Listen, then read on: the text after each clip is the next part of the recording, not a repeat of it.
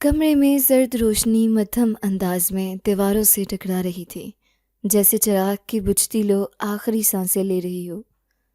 مہندی کی تقریب ختم ہو چکی تھی۔ کہوں ہنسی اور شور کے بعد اب جیسے وقت تھم گیا تھا۔ میں لائبہ سرخروسے لباس میں لپٹی، بناؤ سنگھار کے سجی ہوئی چارپائی پر نیم دراز ہو گئی۔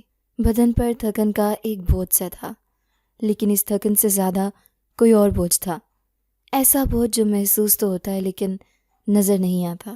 کمرے میں خاموشی کی وہ قسم چھائی ہوئی تھی جس میں ہر آواز گونج بن جاتی ہے۔ گھڑی کی ٹک ٹک، دروازے کی چٹکن، پردوں کی سرسراہٹ، ہر شے ایک الگ ساز بجا رہی تھی۔ جیسے ہی میں نے آنکھیں بند کی، ایک سرد سانس میرے رخسار سے ٹکرائی۔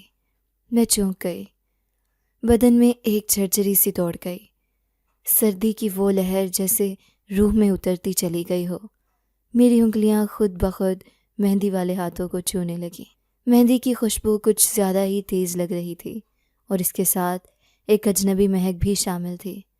ایسی مہک جیسے پرانی کتابوں میں سے اٹھتی ہے، یا کسی ویرانے میں سالوں سے بند کسی کمرے کا در کھولنے پر محسوس ہوتی ہے۔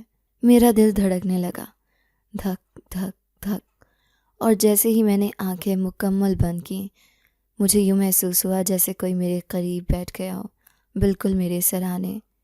سانسیں جیسے رک گئی ہوں۔ میں نے ہمت کر کے پلکیں کھولنی چاہییں، لیکن پلکوں پر جیسے سیسا جم گیا ہو۔ اچانک پردے زور زور سے ہلنے لگے، جبکہ پنکھا بند تھا۔ کھڑکی کے باہر ہوا کا نام و نشان تک نہ تھا۔ پھر کیوں یہ پردے ایسے لہرا رہے تھے جیسے کسی نے زور سے جھٹکا دیا ہو؟ اس لمحے کمرے میں لائٹ جھپکنے لگی۔ ایک لمحے کے لیے سب کچھ روشن ہوتا، دوسرے لمحے تاریکی۔ یہ جھپکنے والی روشنی جیسے کسی اندیکھی فلم کا حصہ بن چکی ہو۔ میں نے بمشکل ہمت جمع کی اور آنکھیں پوری طرح کھول دیں۔ سامنے کی دیوار پر سایہ نظر آیا، ایک انسانی سا لمبا سایہ، لیکن کوئی نہ تھا۔ میرے حلق سے ایک بے آواز چیخ نکلی، جیسے آواز اندر ہی کہیں دب کر رہ گئی ہو۔ دروازہ آہستہ آہستہ خود بخود کھلنے لگا، چٹک چٹک کی آواز کے ساتھ، اور پھر دروازہ کھل گیا۔ باہر اندھیرا تھا، لیکن اس اندھیرے میں کسی کی موجودگی محسوس کی جا رہی تھی۔ کوئی تھا جو وہاں کھڑا تھا، کوئی مجھے تک رہا تھا۔ ایسا احساس جیسے نگاہوں کی تپش میرے وجود کو چھو رہی ہو، جیسے کسی نے میری مہندی والے ہاتھوں کو اپنی نظروں میں قید کر رکھا ہو۔ دل کی دھڑکنیں اب معمول سے تیز نہیں، خطرناک ہو چکی تھیں۔ وہ دل جس نے کبھی کسی کے لیے یوں نہیں دھڑکا تھا، اب کسی اندیکھے کے لیے تیزی سے دھڑک رہا تھا۔ کمرے کی دیواروں پر سائے رقص کر رہے تھے، ہر سایہ جیسے کچھ کہنا چاہتا ہو، ہر کونا جیسے کوئی راز چھپا رہا ہو۔ میں نے خود کو سمیٹ کر لحاف کے اندر چھپا لیا، مگر اس سرد لمحے سے بچنا ممکن نہ تھا۔ وہ مہک، وہ لمس، وہ خاموشی، سب کچھ جیسے میرے ساتھ لیٹ گیا، اور اس لمحے میں نے پہلی بار کسی کے وجود کو دل کی دھڑکن سے محسوس کیا۔ صبح کی روشنی اندھیری رات کی پرچھائیوں کو ہٹا چکی تھی، مگر میرے دل کی دھڑکنیں ابھی تک رات کی سرد لہروں میں پھنسی ہوئی تھی۔ نیند جو آنکھوں سے کوسوں دور تھی، اب محض ایک حسرت بن چکی تھی۔ میں ساری رات جاگتی رہی، کچھ لمحے لحاف میں دبک کر، کچھ لمحے دروازے کی طرف نظریں گاڑ کر، جیسے کسی پل وہ واپس لوٹ آئے گا۔ وہ جو صرف سایہ تھا، وہ جو صرف خوشبو تھا، لیکن پھر بھی جیسے میرا سب کچھ تھا۔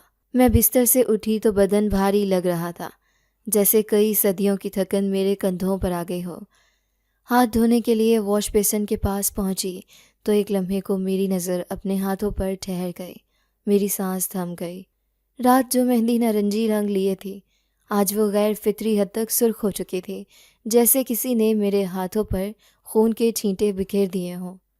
نہیں، یہ عام سرخی نہ تھی، اس میں کوئی ماورائی اثر چھپا تھا، ایک جھلساتی ہوئی شدت، ایک ایسی سرخی جو بدن کے اندر اترتی جا رہی تھی۔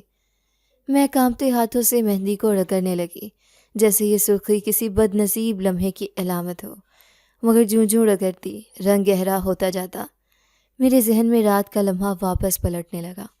پردوں کا ہلنا، دروازے کا کھلنا، سایہ، لمس، اور وہ اجنبی جادوئی مہک۔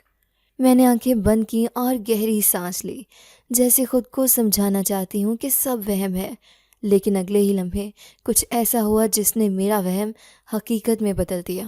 کمرے کے آئینے کی طرف میری نظر خود بخود اٹھ گئی۔ وہاں کچھ تھا، کچھ جو ہرگز وہاں نہیں ہونا چاہیے تھا۔ آئینہ جو سادہ شیشے سے زیادہ کچھ نہ ہوتا، اب میرے لیے ایک زندہ وجود بن چکا تھا۔ اس کی سطح پر نمی جمی ہوئی تھی اور اس نمی پر کوئی تحریر ابھر رہی تھی۔ میں ٹھٹک کر رک گئی، میرے قدم جیسے زمین میں گڑ گئے ہوں۔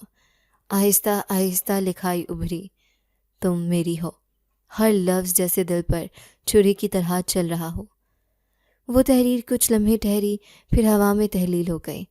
آئینے کے پیچھے سے جیسے کوئی سانسیں لے رہا ہو، جیسے کوئی مجھے چھو رہا ہو، محسوس کر رہا ہو۔ اچانک آئینے کے کنارے پر ایک پرچھائی سی ہلی، ایک سایہ جو میرے عکس سے مشابہ تھا، مگر وہ میں نہ تھی۔ اس کی آنکھیں ساکت تھیں، جیسے برسوں سے مجھے دیکھتی آئی ہوں، جیسے برسوں سے کسی لمحے کے انتظار میں ٹھہری ہوں، اور آج مہندی کے بعد کی یہ صبح اس کے انتظار کا اختتام ہو۔ میں نے چیخنا چاہا، مگر آواز گلے میں پھنس گئی، جیسے کوئی میرے وجود پر چھا گیا ہو۔ آنکھیں بند کیں، کھولیں، وہ پرچھائی غائب ہو چکی تھی، مگر تحریر کی نمی اب بھی آئینے پر موجود تھی۔ میں لڑکھڑاتی ہوئی بستر کی طرف پلٹی اور بس یہی سوچتی رہی کہ آخر کون ہے وہ؟ کیا وہ سایہ میرا مقدر ہے، یا میرے ہاتھوں کی سرخی اس کے عہد کا نشان؟ میں آئینے کے سامنے کچھ لمحے خاموش رہی۔ میرے اندر ایک جنگ چھڑ چکی تھی، دل کی دھڑکنیں عقل کے استدلال سے الجھ رہی تھیں۔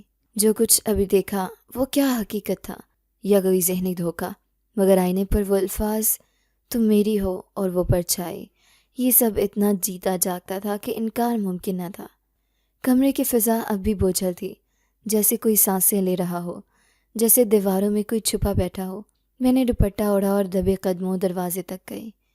باہر سب معمول کے مطابق تھا، مہمان آ جا رہے تھے، گھر والے مصروف تھے۔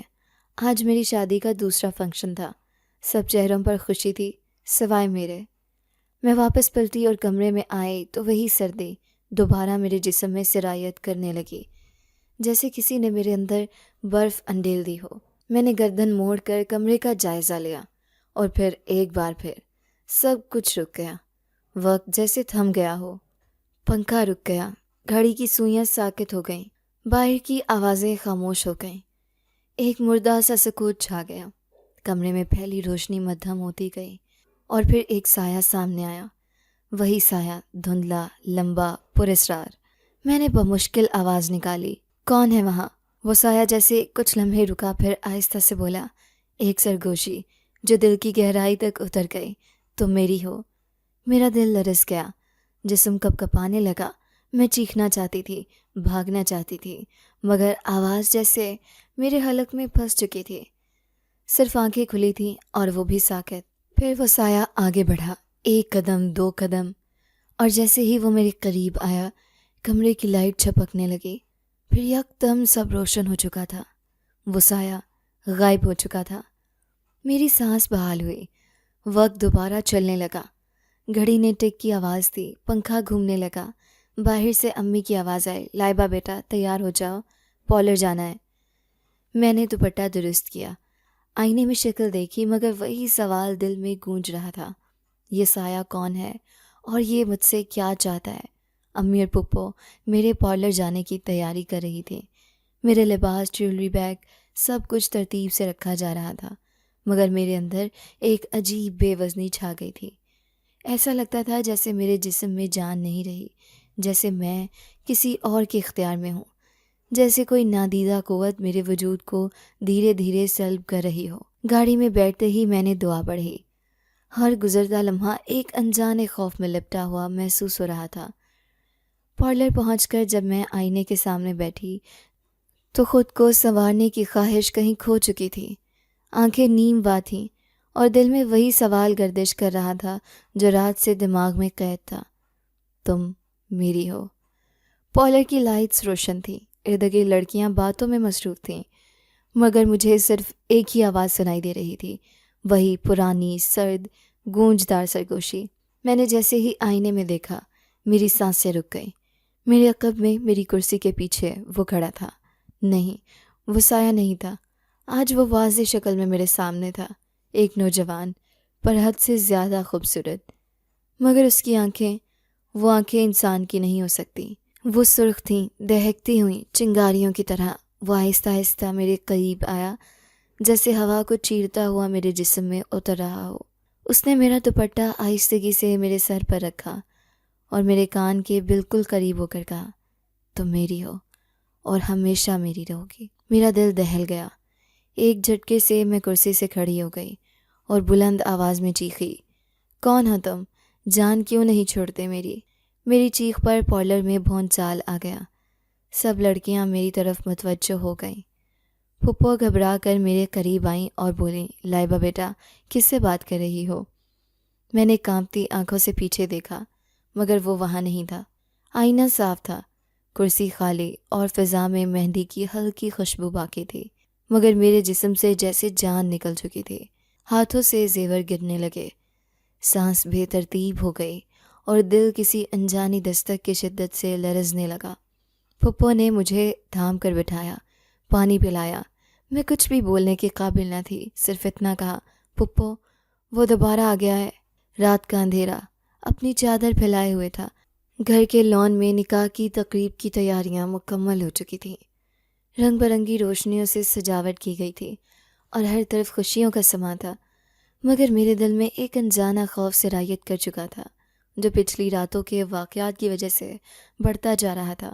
پارلر میں پیش آنے والے واقعات کے بعد سے میں مسلسل بے چین تھی، مگر خاندان کی خوشیوں کی خاطر میں نے اپنے جذبات کو قابو میں رکھا۔ نکاح کی تقریب شروع ہوئی۔ قاضی صاحب نے نکاح کے خطبے کا آغاز کیا۔ مہمان خاموشی سے سن رہے تھے اور میں دلہن کے لباس میں سجی سنوری دل کی دھڑکنوں کو قابو میں رکھنے کی کوشش کر رہی تھی۔ اچانک بغیر کسی اطلاع کے پورے لان کی روشنیاں گل ہو گئیں۔ اندھیرا چھا گیا اور مہمانوں میں سرگوشیاں اور ہلچل مچ گئی۔ اس اچانک اندھیرے میں مجھے یوں محسوس ہوا جیسے میری کرسی خود بخود پیچھے کی طرف کھسک رہی ہو۔ میرا دل زور زور سے دھڑکنے لگا اور میں نے اپنے ہاتھوں کو کرسی کے بازوؤں پر مضبوطی سے جما لیا۔ اسی لمحے میں نے ایک ٹھنڈا لمس اپنے ہاتھ پر محسوس کیا جو برف کی مانند سرد تھا۔ میری سانسیں رک گئیں اور میں نے آنکھیں بند کر لیں۔ دل ہی دل میں دعائیں پڑھنے لگی۔ چند لمحوں بعد روشنیاں دوبارہ چل اٹھیں اور سب کچھ معمول پر آ گیا۔ مہمان اپنی جگہوں پر بیٹھے تھے۔ قاضی صاحب خطبہ جاری رکھے ہوئے تھے، مگر میرا دل ابھی تک خوف سے لرز رہا تھا۔ میں نے ارد گرد نظر دوڑائی اور میری نظر اویس پر پڑی جو میرے دلہا تھے، مگر وہ اپنی جگہ پر موجود نہیں تھے۔ ان کی غیر موجودگی نے میرے خوف کو مزید بڑھا دیا۔ مہمانوں میں چامگوئیاں شروع ہو گئیں اور کچھ لوگ کہنے لگے کہ انہوں نے اندھیرے میں عجیب سرگوشیاں سنی ہیں۔ کچھ کا کہنا تھا کہ انہوں نے سیاہ سایہ چلتا پھرتا دیکھا ہے۔ امی نے فوراً قرآن پاک اٹھا کر تلاوت شروع کر دی اور ماحول میں ایک روحانی سکون پیدا کرنے کی کوشش کی۔ اچانک باہر کے دروازے پر زور زور سے دستک ہونے لگی، حالانکہ دروازہ کھلا ہوا تھا۔ یہ دستکیں سب کو پریشان کر رہی تھیں۔ کچھ لوگ دروازے کی طرف بڑھے، مگر باہر کوئی موجود نہیں تھا۔ یہ سب واقعات میرے دل میں خوف کی شدت کو بڑھا رہے تھے اور میں سمجھ نہیں پا رہی تھی کہ یہ سب کیا ہو رہا ہے۔ اندھیرا چھٹ چکا تھا، روشنیوں کی چمک دوبارہ ہر سو پھیل گئی تھی۔ مہمانوں کے چہروں پر مسکراہٹیں لوٹ آئی تھیں، مگر میرے دل کی دھڑکنیں اب بھی بے ترتیب تھیں۔ میری نظریں بے چینی سے اویس کو تلاش کر رہی تھیں۔ ان کی موجودگی نے میرے دل میں خوف کی ایک نئی لہر دوڑا دی۔ قاضی صاحب نے نکاح کا خطبہ روک دیا اور مہمانوں میں سرگوشیاں شروع ہو گئیں۔ کچھ لوگ کہہ رہے تھے کہ انہوں نے اندھیرے میں عجیب و غریب سرگوشیاں سنی ہیں، جیسے کوئی غیر مرئی مخلوق باتیں کر رہی ہو۔ کچھ کا کہنا تھا کہ انہوں نے سیاہ سایہ حرکت کرتے دیکھا ہے۔ یہ سب سن کر میرے جسم میں سردی کی لہر دوڑ گئی۔ امی نے فوراً قرآن پاک اٹھا کر تلاوت شروع کر دی اور ماحول میں ایک روحانی سکون پیدا کرنے کی کوشش کی، مگر میرا دل اب بھی بے چین تھا۔ اچانک باہر کے دروازے پر زور زور سے دستک ہونے لگی، حالانکہ دروازہ کھلا ہوا تھا۔ یہ دستکیں سب کو پریشان کر رہی تھیں۔ کچھ مہمان دروازے کی طرف بڑھے مگر باہر کوئی موجود نہیں تھا۔ میری سانسیں تیز ہو گئیں اور دل میں عجیب وسوسے جنم لینے لگے۔ اویس کی گمشدگی، مہمانوں کی سرگوشیاں، سیاہ سایہ اور اب یہ پراسرار دستکیں، یہ سب کیا ہو رہا تھا؟ کیا یہ سب میرے ساتھ پیش آنے والے واقعات سے جڑا ہوا تھا یا یہ محض اتفاق تھا؟ میں نے اپنے آپ کو سنبھالنے کی کوشش کی مگر خوف کی گرفت مضبوط ہوتی جا رہی تھی۔ میری نظریں اب بھی اویس کو تلاش کر رہی تھیں مگر وہ کہیں دکھائی نہیں دے رہے تھے۔ میرا دل ڈوبنے لگا اور آنکھوں میں آنسو بھر آئے۔ کیا میری خوشیوں پر کسی کی نظر لگ گئی تھی یا کسی اندیکھے وجود کا اثر اویس کی گمشدگی اور نکاح کی تقریب میں پیش آنے والے پراسرار واقعات نے گھر کے ماحول کو سوگوار کر دیا تھا؟ مہمان آہستہ آہستہ رخصت ہو چکے تھے اور اب صرف قریبی رشتہ دار اور خاندان کے افراد ہی باقی رہ گئے تھے۔ سب کے چہروں پر پریشانی اور بے یقینی کے آثار نمایاں تھے۔ میں کمرے کے ایک کونے میں بیٹھی مسلسل ان واقعات کے بارے میں سوچ رہی تھی جو پچھلے چند دنوں میں میرے ساتھ پیش آئے تھے۔ نانی جو ہمیشہ مضبوط اور پرسکون رہتی تھی آج غیر معمولی طور پر پریشان نظر آ رہی تھی۔ ان کی آنکھوں میں ایک انجانا خوف تھا اور وہ بار بار امی کی طرف دیکھ کر کچھ کہنا چاہتی تھی مگر جیسے الفاظ ساتھ نہ دے رہے تھے۔ آخرکار انہوں نے خاموشی توڑی اور امی سے مخاطب ہوئی، زلیخا تم مانو نہ یا مانو یہ وہی ہے۔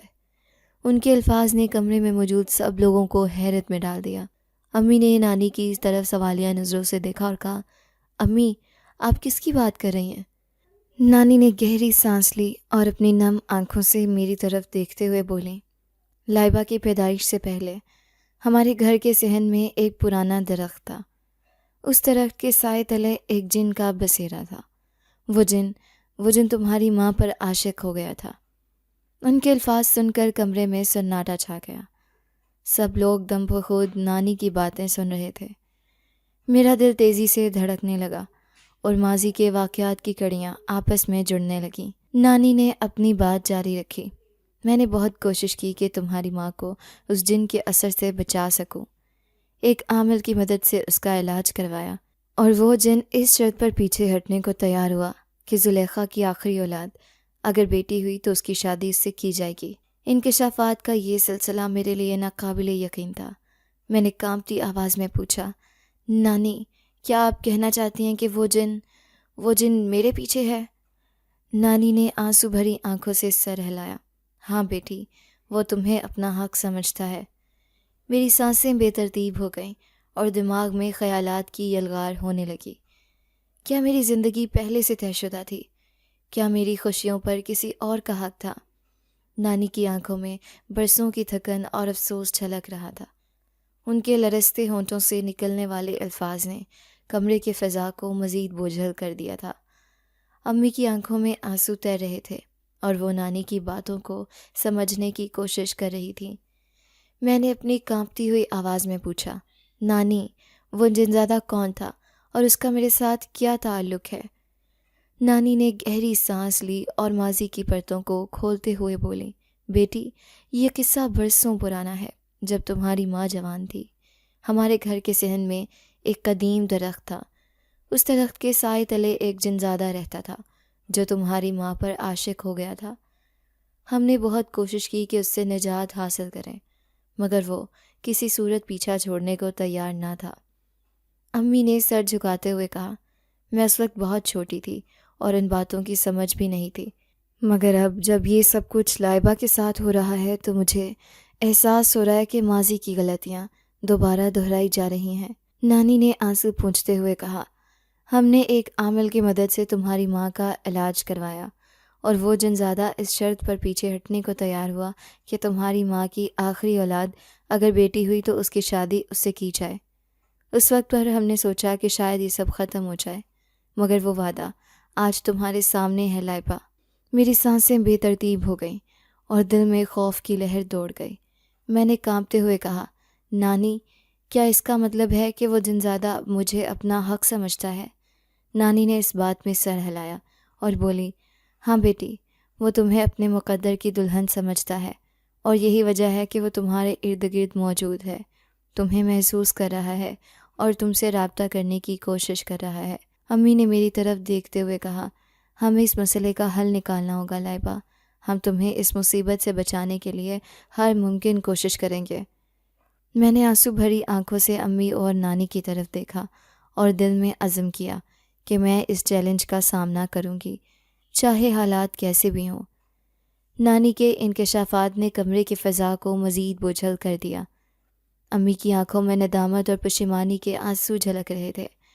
انہوں نے لرزتی آواز میں کہا، لائبہ بیٹی، میں نہیں جانتی تھی کہ میرے ماضی کی غلطیاں تمہاری زندگی پر اس قدر اثر انداز ہوں گی۔ میں نے جو کچھ بھی کیا لا علمی میں کیا۔ اگر مجھے معلوم ہوتا کہ تمہیں اس مصیبت کا سامنا کرنا پڑے گا تو میں کبھی ایسا نہ کرتی۔ میں نے امی کے ہاتھ تھام لیے اور نرم لہجے میں کہا، امی، آپ کی محبت اور قربانیوں کا میں ہمیشہ احترام کرتی ہوں، اور جو کچھ ہوا وہ ماضی کا حصہ ہے۔ اب ہمیں حال اور مستقبل پر توجہ دینی چاہیے۔ ہمیں مل کر اس مسئلے کا حل نکالنا ہوگا۔ نانی نے سر ہلاتے ہوئے کہا، بیٹی، ہمیں ایک بار پھر کسی عامل یا روحانی رہنما کی مدد لینی ہوگی جو اس زنزادے کے اثرات کو ختم کر سکے۔ مگر یاد رکھو، یہ آسان نہیں ہوگا۔ وہ بہت طاقتور ہے اور اپنی بات سے پیچھے ہٹنے والا نہیں۔ میں نے پختہ عزم کے ساتھ کہا، نانی، میں کسی بھی چیلنج کا سامنا کرنے کے لیے تیار ہوں۔ میں اپنی زندگی اپنی شرائط پر جینا چاہتی ہوں، نہ کہ کسی اندیکھے وعدے یا معاہدے کے تحت۔ امی نے میری پیشانی چومتے ہوئے کہا، بیٹا، ہم تمہارے ساتھ ہیں۔ ہم مل کر اس مشکل کا سامنا کریں گے اور تمہیں اس مصیبت سے نجات دلائیں گے۔ اگلے دن ہم نے ایک معروف روحانی رہنما سے ملاقات کا فیصلہ کیا جو ایسے معاملات میں مہارت رکھتے تھے۔ دل میں امید اور خوف کے ملے جلے جذبات لیے میں نے اس نئی آزمائش کا سامنا کرنے کی تیاری شروع کر دی۔ رات کی تاریکی میں جب سارا گھر نیند کی آغوش میں تھا، میں اپنے کمرے میں بے چینی سے کروٹیں بدل رہی تھی۔ دل و دماغ میں خیالات کی یلغار تھی۔ نانی کے انکشافات اور اماں کی پشیمانی نے میرے وجود کو جھنجھوڑ کر رکھ دیا تھا۔ میں سوچ رہی تھی کہ کیا میری زندگی واقعی کسی اور کے فیصلوں کا نتیجہ ہے؟ کیا میری خوشیوں پر کسی اندیکھے سائے کا حق ہے؟ اچانک کمرے کی فضا میں ایک مانوس سی مہک پھیلنے لگی، وہی مہک جو میں نے پہلے بھی محسوس کی تھی۔ میرا دل تیزی سے دھڑکنے لگا۔ میں نے آنکھیں کھولیں تو دیکھا کہ کمرے کے ایک کونے میں وہی پرچھائی نمودار ہو رہی ہے، مگر اس بار وہ پرچھائی دھیرے دھیرے ایک واضح شکل اختیار کر رہی تھی۔ چند لمحوں میں ایک خوبصورت نوجوان میرے سامنے کھڑا تھا۔ اس کی آنکھوں میں ایک عجیب سی کشش تھی، مگر ان کی سرخی مجھے خوفزدہ کر رہی تھی۔ وہ آہستہ آہستہ میری طرف بڑھا اور نرم لہجے میں بولا، لائبہ، میں تم سے بے پناہ محبت کرتا ہوں۔ جس دن تم پیدا ہوئی تھی اس دن سے تم میری محبت ہو۔ میں نے ہمیشہ تمہاری حفاظت کی ہے اور کبھی تمہیں نقصان نہیں پہنچایا۔ تم میری ہو اور ہمیشہ میری رہو گی۔ میں نے کانپتی ہوئی آواز میں پوچھا، اویس کہاں ہے؟ تم نے اس کے ساتھ کیا کیا؟ وہ مسکرایا اور بولا، اویس اپنے گھر جا چکا ہے۔ میں نے اسے سب کچھ بتا دیا کہ میں تم سے محبت کرتا ہوں اور تم پر میرا حق ہے۔ اس نے خود ہی پیچھے ہٹنے کا فیصلہ کیا۔ اب تم خود فیصلہ کرو کہ کسی انسان کی محبت زیادہ اہم ہے یا میری، جو بچپن سے تم سے محبت کر رہا ہو اور تمہیں کبھی نقصان نہیں پہنچا سکتا۔ میرے دل و دماغ میں کشمکش جاری تھی۔ میں نے ہمت جمع کرتے ہوئے کہا، میں اپنی زندگی کے فیصلے خود کرنا چاہتی ہوں۔ میں تمہیں نہیں جانتی اور نہ ہی تم سے کوئی تعلق رکھتی ہوں۔ مجھے اپنے حال اور مستقبل پر اختیار چاہیے۔ وہ خاموشی سے میری طرف دیکھتا رہا، پھر بولا، اگر تم میرے ساتھ نہیں رہنا چاہتی تو میں ہمیشہ کے لیے چلا جاؤں گا، مگر یاد رکھو، میری محبت سچی ہے اور میں تمہیں کبھی نقصان نہیں پہنچاؤں گا۔ یہ کہہ کر وہ دھیرے دھیرے غائب ہو گیا اور کمرے میں دوبارہ خاموشی چھا گئی۔ میں نے گہری سانس لی اور دل میں عزم کیا کہ میں اپنی زندگی کے فیصلے خود کروں گی، چاہے حالات کیسے بھی ہوں۔ رات کے سناٹے میں جب کمرے کے فضا میں خاموشی چھائی ہوئی تھی، میں اپنے بستر پر بے چینی سے لیٹی ہوئی تھی۔ دل و دماغ میں خیالات کا طوفان برپا تھا۔ اچانک کمرے کے فضا میں ایک مانوس سی مہک پھیلنے لگی جو میرے حواس پر چھا گئی۔ میرے بدن میں سردی کی لہر دوڑ گئی اور میں نے محسوس کیا کہ کوئی میرے قریب موجود ہے۔ ہمت جمع کرتے ہوئے میں نے آنکھیں کھولیں۔ سامنے وہی جنزادہ کھڑا تھا جس کی آنکھوں میں سرخی کی چمک اور چہرے پر پراسرار مسکراہٹ تھی۔ اس کی موجودگی نے میرے دل کی دھڑکنوں کو بے ترتیب کر دیا۔ میں نے کانپتی ہوئی آواز میں پوچھا، تم یہاں کیوں آئے ہو؟ مجھے اکیلا کیوں نہیں چھوڑ دیتے؟ وہ نرم لہجے میں بولا، لائبہ، میں تم سے بے پناہ محبت کرتا ہوں۔ تم میری مقدر کی دلہن ہو۔ میں نے تمہیں کبھی نقصان نہیں پہنچایا اور نہ ہی پہنچاؤں گا۔ میری محبت سچی ہے اور میں تمہارے بغیر نہیں رہ سکتا۔ میں نے غصے اور خوف کے ملے جلے جذبات کے ساتھ کہا، محبت زبردستی نہیں ہوتی۔ میں اپنی زندگی کے فیصلے خود کرنا چاہتی ہوں۔ تمہیں کوئی حق نہیں کہ میری زندگی میں مداخلت کرو۔ اس کی آنکھوں میں دکھ کی لہر دوڑ گئی۔ وہ بولا، اگر تم واقعی چاہتی ہو کہ میں چلا جاؤں تو میں ہمیشہ کے لیے غائب ہو جاؤں گا، مگر یاد رکھو میری محبت ہمیشہ تمہارے ساتھ رہے گی۔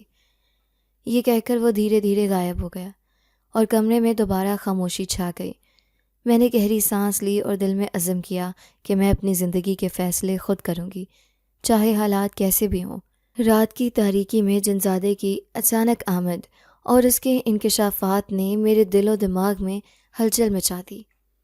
اس کی محبت کے دعوے اور اویس کی گمشدگی کے پس منظر میں نے اپنی زندگی کے فیصلے خود کرنے کا عزم کیا تھا۔ صبح کی روشنی کے ساتھ ہی میں نے امی اور نانی کے سامنے اپنی خواہش ظاہر کی۔ ہمیں کسی روحانی رہنما سے رجوع کرنا چاہیے جو اس مسئلے کا حل نکال سکے۔ امی نے میری باتیں سن کر اس بات میں سر ہلایا اور کہا، بیٹی، تمہاری حفاظت ہماری اولین ترجیح ہے۔ ہم فوراً کسی معتبر روحانی شخصیت سے رابطہ کرتے ہیں۔ نانی نے کچھ دیر سوچنے کے بعد کہا، میرے ذہن میں ایک بزرگ کا نام آ رہا ہے جیسے معاملات میں مہارت رکھتے ہیں۔ وہ شہر سے کچھ فاصلے پر ایک گاؤں میں رہتے ہیں۔ ہمیں ان سے ملنا چاہیے۔ اگلے ہی دن ہم تینوں نے اس بزرگ کے گاؤں کا سفر کیا۔ راستے بھر میرے دل میں امید اور خوف کی ملی جلی کیفیت تھی۔ کیا واقعی اس مسئلے کا کوئی حل ممکن تھا؟ گاؤں پہنچ کر ہم ایک سادہ مگر پرسکون مکان کے سامنے رکے۔ دروازے پر دستک دی تو ایک نوجوان نے دروازہ کھولا اور ہمیں اندر لے گیا۔ کمرے میں ایک نورانی چہرے والے بزرگ تشریف فرما تھے۔ ان کی آنکھوں میں گہرائی اور چہرے پر سکون تھا۔ نانی نے ادب سے سلام کیا اور ہماری آمد کا مقصد بیان کیا۔ بزرگ نے میری طرف متوجہ ہو کر نرمی سے پوچھا، بیٹی، تمہارے ساتھ جو کچھ ہو رہا ہے تفصیل سے بیان کرو۔ میں نے تمام واقعات، جنزادے کی موجودگی، اس کے دعوے، اویس کی گمشدگی اور اپنے خوف و خدشات کو تفصیل سے بیان کیا۔ بزرگ خاموشی سے سنتے رہے اور پھر گہری سانس لے کر بولے، بیٹی، یہ معاملہ پیچیدہ ہے مگر اللہ کے فضل سے کوئی بھی مسئلہ حل سے خالی نہیں۔ ہمیں صبر اور حوصلے سے کام لینا ہوگا۔ انہوں نے ہمیں کچھ روحانی اعمال اور دعائیں بتائیں جو ہمیں روزانہ پڑھنی تھیں۔ ساتھ ہی تاکید کی کہ گھر میں پاکیزگی اور نماز کی پابندی کا خیال رکھا جائے۔ واپسی کے سفر میں میرے دل میں امید کی کرن جاگی۔ میں نے عزم کیا کہ ان اعمال کو مکمل خلوص اور یقین کے ساتھ ادا کروں گی۔ شاید یہی میری آزمائش کا حل ہو۔ بزرگ روحانی رہنما سے ملاقات کے بعد میرے دل میں امید کی ایک کرن جاگی تھی۔ انہوں نے جو اعمال اور دعائیں بتائی تھیں میں نے انہیں مکمل خلوص اور یقین کے ساتھ ادا کرنا شروع کر دیا۔ گھر میں پاکیزگی کا خیال رکھا جانے لگا، نماز کی پابندی کی گئی اور ماحول کو روحانی طور پر مضبوط بنانے کی کوشش کی گئی۔ پہلے چند دنوں میں نے محسوس کیا کہ کمرے کی فضا میں وہ بوجھل پن کم ہو رہا ہے۔ رات کے وقت وہ عجیب مہک جو پہلے محسوس ہوتی تھی اب معدوم ہونے لگی تھی۔ یہ سب دیکھ کر میرے دل میں سکون پیدا ہوا اور میں نے سوچا کہ شاید اب میری آزمائش کا وقت ختم ہو رہا ہے۔ مگر ایک رات جب میں سونے کی تیاری کر رہی تھی، اچانک کمرے کی لائٹس جھپکنے لگیں۔ میرے دل کی دھڑکن تیز ہو گئی۔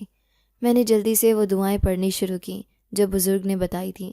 لائٹس کا جھپکنا بھی رک گیا، مگر کمرے میں ایک سرد ہوا چلنے لگی اور وہی مانوس مہک دوبارہ محسوس ہونے لگی۔ میرے سامنے وہی پرچھائی نمودار ہوئی، مگر اس بار وہ دھندلی تھی، جیسے کسی رکاوٹ کی وجہ سے مکمل ظاہر نہیں ہو رہی۔ اس کی آواز مدھم تھی مگر میں سن سکتی تھی، لائبہ، تم میری ہو، میں تمہیں نہیں چھوڑ سکتا۔ میں نے ہمت جمع کرتے ہوئے بلند آواز میں کہا، میں نے اللہ پر بھروسہ کیا ہے اور اس کی پناہ میں ہوں۔ تمہاری کوئی طاقت نہیں جو مجھے نقصان پہنچا سکے۔ یہ کہتے ہوئے میں نے وہ دعائیں پڑھنی جاری رکھیں جو بزرگ نے سکھائی تھیں۔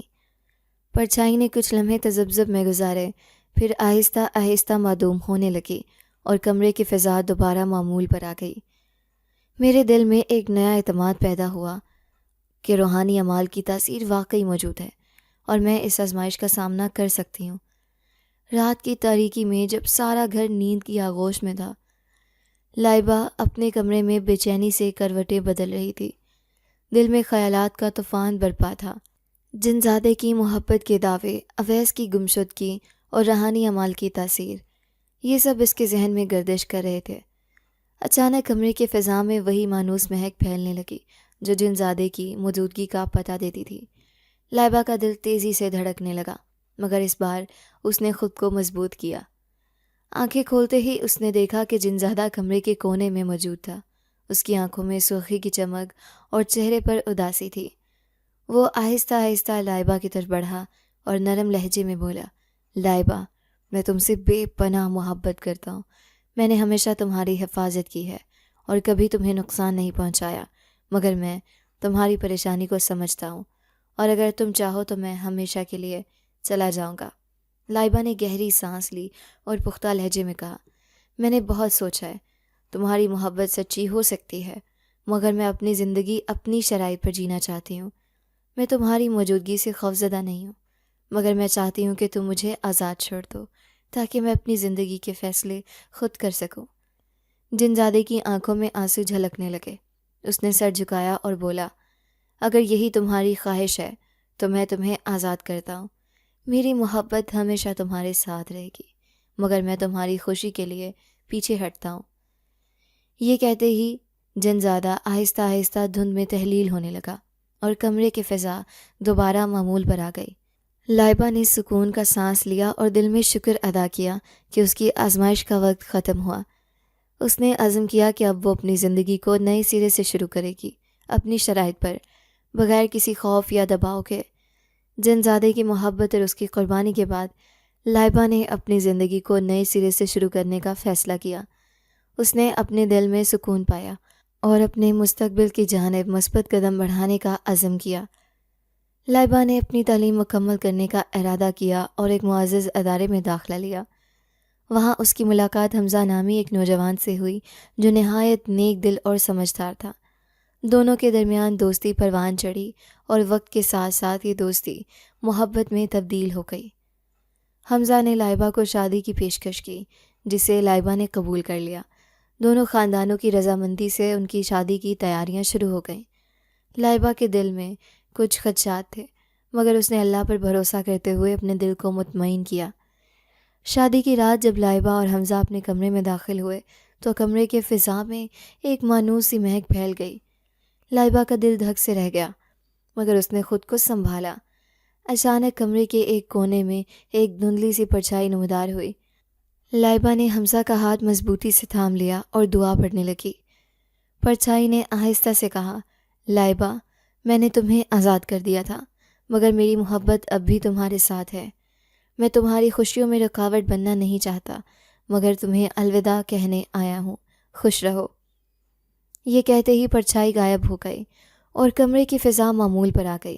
لائبہ نے سکون کا سانس لیا اور حمزہ کو سب کچھ بتا دیا۔ حمزہ نے اسے تسلی دی اور کہا کہ وہ ہمیشہ اس کے ساتھ ہے۔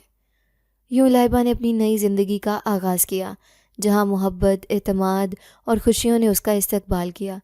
لائبہ اور حمزہ کی شادی کے بعد زندگی نے ایک نیا رخ اختیار کیا۔ لائبہ نے اپنے ماضی کی تلخ یادوں کو پس پشت ڈال کر حال میں جینے کا فیصلہ کیا۔ حمزہ کی محبت اور حمایت نے اسے وہ اعتماد بخشا جس کی اسے شدید ضرورت تھی۔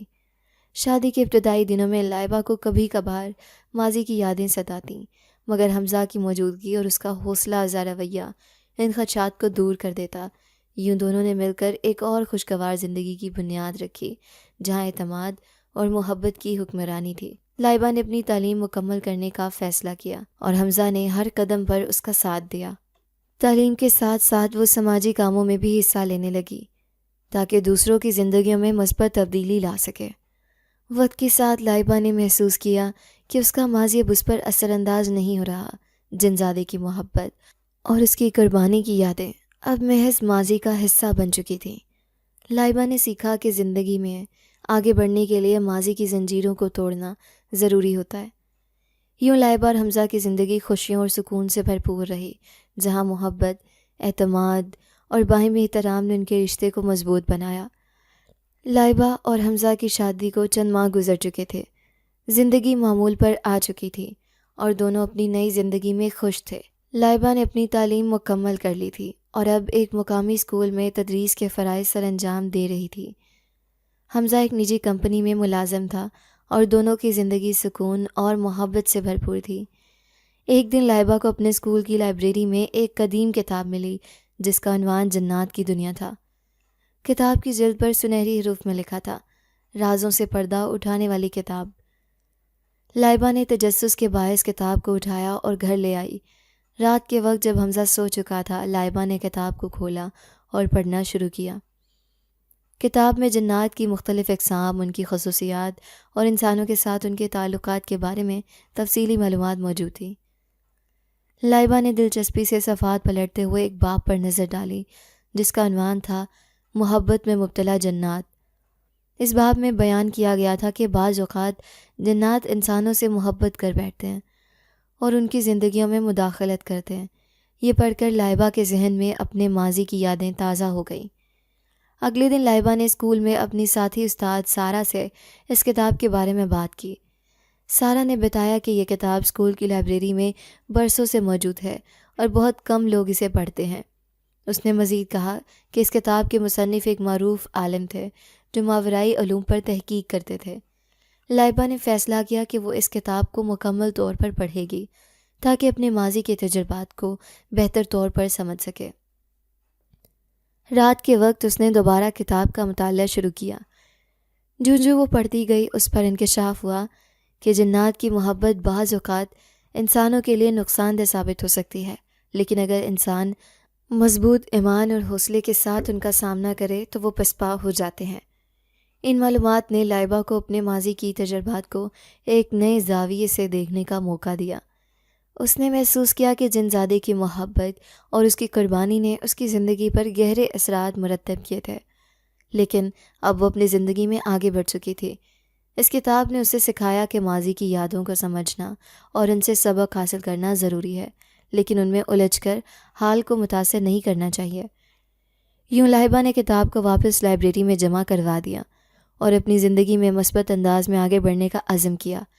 اس نے فیصلہ کیا کہ وہ اپنے تجربات کو دوسروں کے ساتھ بانٹے گی تاکہ وہ بھی ماورائی مسائل کا سامنا کرتے ہوئے حوصلہ اور ایمان کے ساتھ اپنی زندگی کو بہتر بنا سکیں۔ لائبہ کی زندگی میں اب استحکام آ چکا تھا۔ اس نے جنزادے سے جڑی یادوں کو نہ صرف ذہن سے بلکہ دل سے بھی الوداع کہہ دیا، مگر یہ بھی سچ تھا کہ وہ سب کچھ اس کے ساتھ جو پیش آیا محض کوئی خواب یا وہم نہ تھا۔